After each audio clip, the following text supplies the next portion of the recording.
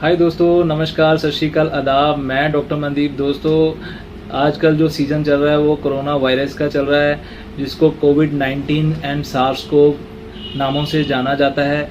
इसका जो ओरिजिन है चाइना की वुहान सिटी से हुआ है।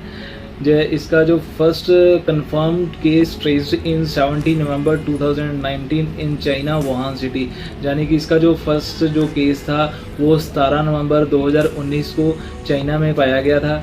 और कुछ तथ्यों के माध्यम से कहा जाता है कि ये वायरस ह्यूमन मेड वायरस है जो चाइना की वायरोलॉजी लैब में बनाया गया है और एक्सीडेंटली ये वहाँ के लोगों में फैल गया और उसके बाद इसने संपूर्ण विश्व को अपनी चपेट में ले लिया है। अब इसकी असल सच्चाई क्या है ये हमारे देश की सरकारें बेहतर जानती हैं, जो इससे देश को बचाने की तमाम कोशिशों में लगी हुई हैं। सरकारों के साथ साथ हमारा भी फ़र्ज़ बनता है कि हम उनके द्वारा दी ही गाइडलाइंस को अच्छी तरह से फॉलो करें और उनके साथ कंधे से कंधा मिलाकर इस वायरस से फाइट करें। दोस्तों, कोरोना के अलग अलग एज ग्रुप में अलग अलग प्रकार के लक्षण दिखाई देते हैं। जैसे कि जो यंग एज है, जहाँ अडल्ट हैं, उनको माइल्ड टू मॉडरेट सिम्टम दिखाई देते हैं और उसके बाद जो ओल्ड एज के पीपल्स हैं उनको काफ़ी ज़्यादा सीरियस सिम्टम इसके आते हैं।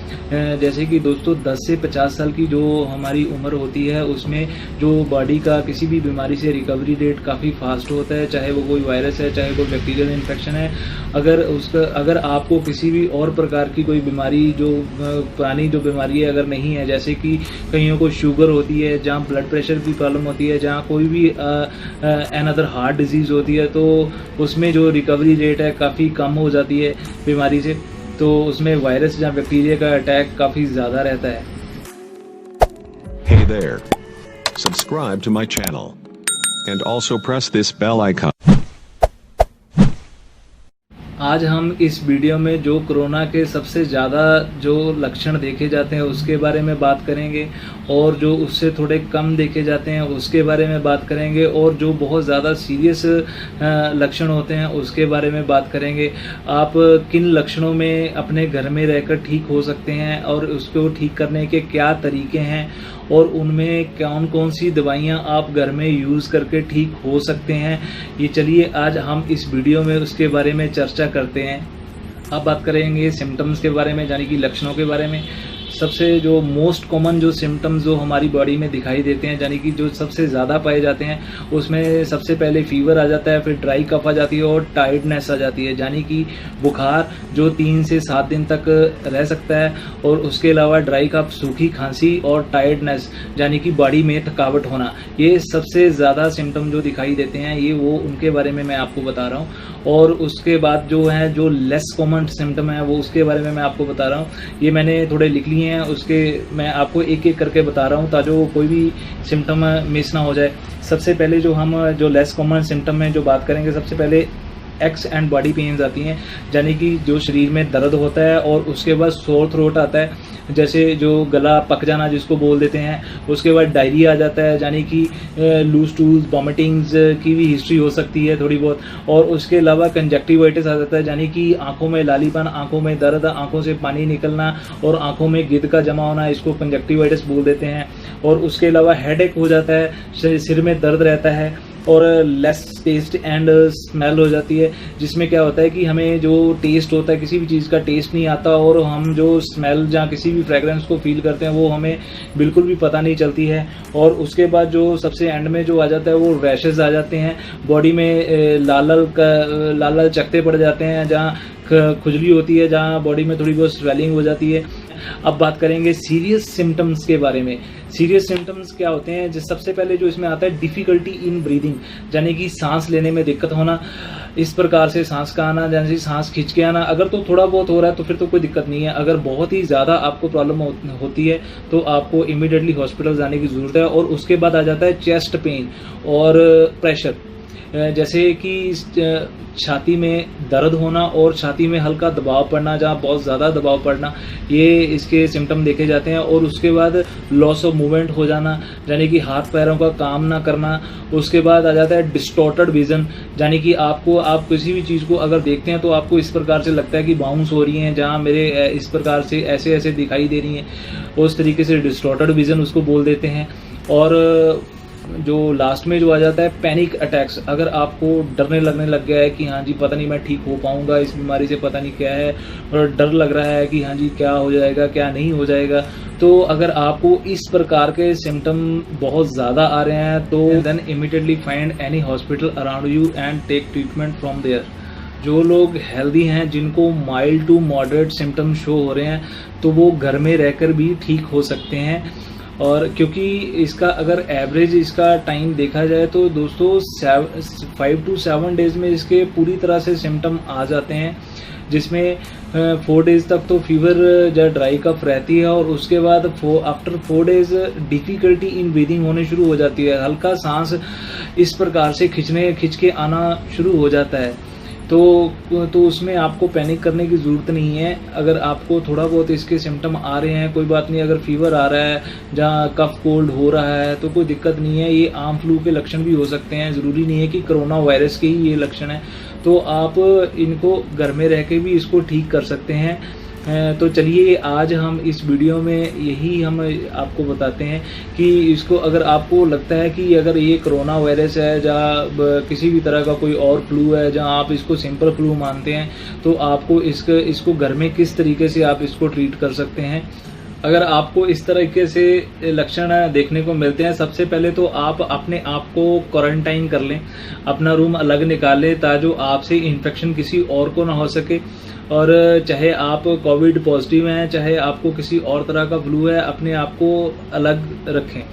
और दूसरे नंबर की अगर हम बात करें तो आपको बिल्कुल भी पैनिक होने की ज़रूरत नहीं है कि मुझे पता नहीं क्या हो गया है, जहाँ कौन सा मुझे फ्लू पकड़ लिया है, जहाँ मुझे कोरोना पकड़ लिया है। इस तरह से आपको बिल्कुल भी पैनिक होने की ज़रूरत नहीं है।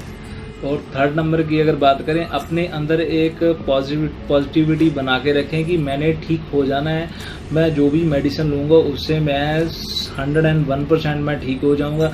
अगर आप अपने अंदर इस तरह की पॉजिटिविटी बना के रखते हैं तो वो आपकी रिकवरी रेट बहुत ही फास्ट हो जाती है। और उसके बाद अगर चौथे नंबर की बात करें, फोर्थ नंबर की बात करें, तो उसमें आपने जो अगर आप नॉन वेज डाइट ले रहे हैं तो आप इमीडिएटली अपनी डाइट को वेजिटेरियन डाइट पे शिफ्ट कर लें। बहुत ही लाइट डाइट लें, जैसे कि खिचड़ी लें या दलिया लें, इस प्रकार की आप डाइट को फॉलो करें। अगर फिफ्थ नंबर की बात करें तो अपनी बॉडी को वेल हाइड्रेटेड रखें, यानी कि डिहाइड्रेशन ना होने दें। आप उसमें आप पानी भी बार बार पी सकते हैं, और उसके अलावा आप ORS का भी यूज़ कर सकते हैं। अगर आप ड्रिंकर हैं या आपको किसी भी प्रकार की स्मोकिंग हैबिट है तो आप उसको इमीडिएटली स्टॉप कर दें, जो आपके लिए काफ़ी फ़ायदेमंद रहेगी। दोस्तों अब बात करते हैं मेडिसिन्स के बारे में, जो हम घर में यूज़ करके जो अगर कोविड-19 के आपको लक्षण दिखाई दे रहे हैं, माइल्ड टू मॉडरेट सिम्टम्स आ रहे हैं, तो उससे कैसे घर में रह के आप ठीक हो सकते हैं। आपको कहीं जाने की ज़रूरत नहीं है, हॉस्पिटल जाने की ज़रूरत नहीं है, वहाँ पे लाखों रुपए खर्च करने की बिल्कुल भी ज़रूरत नहीं है। आप घर में रह के भी इसको रिकवर कर सकते हैं। चलिए मैं आपको बताता हूँ कि इसमें कौन कौन सी मेडिसिन यूज़ कर सकते हैं हम घर में लेकर। सबसे पहले अगर आपको बुखार आ रहा है तो आप ये पैरासीटामोल की गोली है जो 650 mg की है, किसी भी मेडिकल स्टोर पे अवेलेबल है। आप इसको डोलो को प्रेफर कर सकते हैं 650 mg को। और उसके अलावा और दूसरी एक और कंपनी की आती है जो मैनकाइंड फार्मा यानी कि लाइफस्टार फार्मा की है, जो पैराग्रेट 650 mg, दोनों में पैरासीटामोल 650 mg की क्वांटिटी में पाया जाता है। और अडल्ट इसका जो यूज़ है दिन में 3 बार कर सकते हैं, सुबह दोपहर शाम एक एक गोली। अगर आपको फीवर आ रहा है तो आप ले सकते हैं। अगर बच्चे हैं तो उनको आप आधी गोली इसको दिन में 3 बार दे सकते हैं। और उसके अलावा अगर बहुत छोटे बच्चे हैं तो उनको आप सिरप दे सकते हैं, 250 मिलीग्राम की स्ट्रेंथ में सिरप्स आते हैं। अगर आपको ड्राई कफ है या कोल्ड है या गले में दर्द हो रहा है तो आपने उसके साथ जो मेडिसिन है वो यूज़ करनी है। ये जो आती है मॉन्टिलोकास्ट एंड लिवोसिट्रीजिन कॉम्बिनेशन, यानी कि मॉन्टेर एलसी के नाम से भी ये मेडिसिन ड्रग स्टोर पे आपको मिल जाएगी। अडल्ट में जो इसकी डोज होती है वो आपको मिल जाएगी, मॉन्टिलोकास्ट जो है वो 10 मिलीग्राम में मिल जाएगी, और उसके बाद जो लिवोसिट्रीजिन है वो 5 मिलीग्राम की स्ट्रेंथ में आपने लेनी है, जो अडल्ट को देनी है। ये दिन में एक बार लेनी है, यानी कि आप रात के समय ले सकते हैं इसको सिंगल टाइम।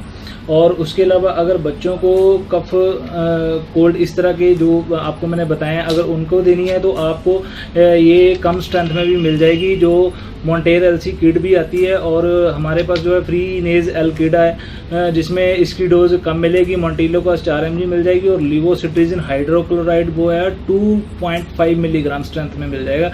ये भी आपने एक टाइम देनी है बच्चों को।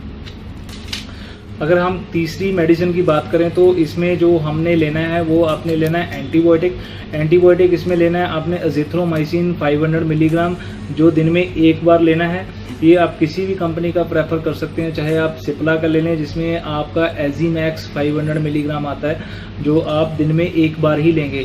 अब ये एक बार फिर सुन लें, एक हमने एंटीबायोटिक लेना है जो दिन में एक बार लेना है, और उसके अलावा हमने पैरासीटामोल लेनी है जो दिन में 3 बार लेनी है, और उसके अलावा हमने जो लेना है वो मॉन्टेर एलसी लेना है जो दिन में एक बार हमने लेना है। जो खांसी सर्दी जो बुखार है उसके लिए हमने ये इसको साथ में प्रेफर करना है। अब जो 4th नंबर की टैबलेट है उसमें हमने लेना है विटामिन सी। ये अब दिन में 2 बार ले सकते हैं, सुबह शाम। विटामिन सी यानी कि लिमसी जो टैबलेट है वो आप बाज़ार से ले सकते हैं, किसी भी मेडिकल स्टोर से आपको मिल जाएगी। विटामिन सी बहुत ही ज़रूरी होता है किसी भी फ्लू में लेने के लिए, और कोरोना फ्लू में तो वैसे ही खास करके बताया जाता है कि विटामिन सी ज़रूरी लेना चाहिए।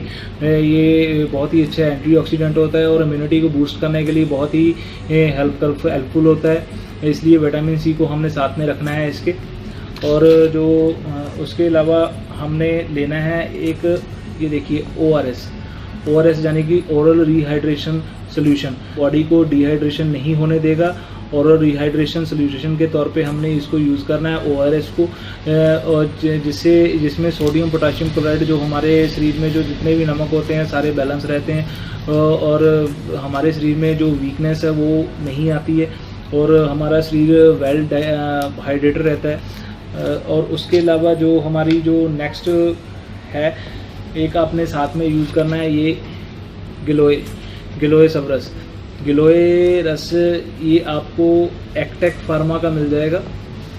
एक्टेक फार्मा के जो गिलोय रस है उसमें आपको शतावरी मिलेगा, अश्वगंधा मिलेगा, तुलसी मिलेगा। दोस्तों सारी ही पावरफुल हर्ब्स हैं। जो गिलोय है वो तो बहुत ही बेस्ट है हर प्रकार के फीवर के लिए, किसी भी तरह का जो फीवर की टाइप्स है उसमें गिलोय यूज़ होती है। बहुत ही अच्छा एंटीऑक्सीडेंट है, इम्यूनो बूस्टर है ये गिलोय जो होता है। हमारे जो बॉडी के जो प्लेटलेट काउंट्स अगर फीवर में डाउन हो जाते हैं उसको बढ़ाने के लिए गिलोय का यूज़ किया जाता है। और उसके अलावा जो और भी पावरफुल हर्ब्स जो इसमें पाई जाती हैं, अश्वगंधा पाया जाता है। अश्वगंधा बॉडी के लिए बहुत ही अच्छा रसायन होता है जो शरीर को बूस्ट देता है। और उसके अलावा तुलसी है, तुलसी तो बताया जा रहा है आयुष्वात में भी हमने तुलसी को डाला था, जिसमें इसका बहुत ही बेस्ट रोल है, एंटीऑक्सीडेंट है, बहुत ही बढ़िया जो इम्यूनिटी को बूस्ट करने में रोल प्ले करता है। उसके अलावा शतावरी है, शतावरी भी बहुत अच्छा होता है बॉडी के लिए। और उसके अलावा जो हमने साथ में रखना है, एक अपने थर्मामीटर जरूर रखना है साथ में, ताकि आप अपना समय समय पे अपना टेम्परेचर इससे मेजर कर सकें। और उसके अलावा हमने जो रखना है हैंड सैनिटाइज़र रखना है।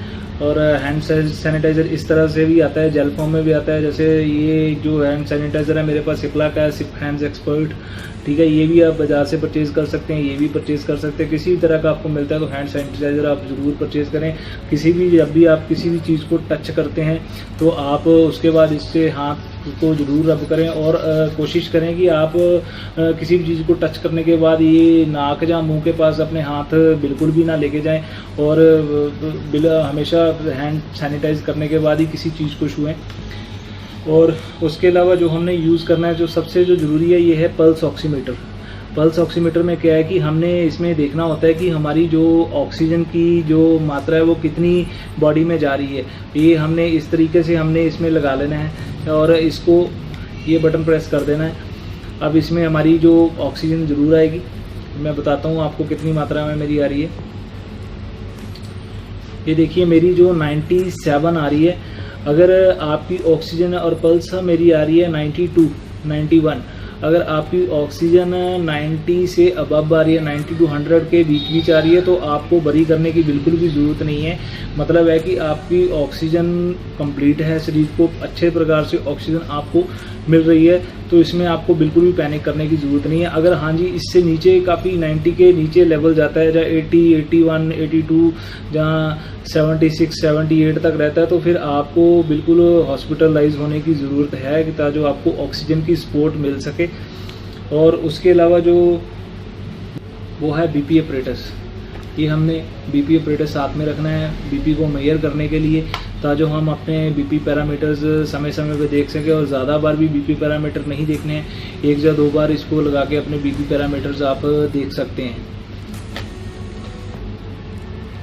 और जो हमारा सबसे एंड में जो रह गया है वो है हमारा मास्क। इसको मास्क को हमने प्रेफर करना है दोस्तों। मैं इस मास्क को प्रेफर करता हूँ जो कपड़े का बना होता है। अब आजकल हमारे सरकार ने ये भी बोल दिया है कि जो हमारा मास्क है जो N95 है उसमें जो वॉल्स लगे होते हैं, जो हम इनहेल करते हैं तो हमारे लिए वो सेफ़ हैं। अगर जब हम एक्सहेल करते हैं, यदि आपको दिक्कत है तो आप किसी को भी वायरस अपना ट्रांसफ़र कर सकते हैं।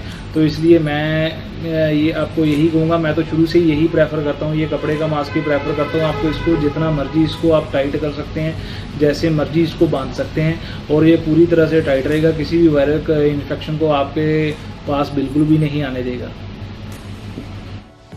दोस्तों आपको हमारी वीडियो कैसी लगी? अगर अच्छी लगी तो थम्स अप ज़रूर करें, और दूसरा हमारे चैनल को सब्सक्राइब कर दें, लाइक कर दें, और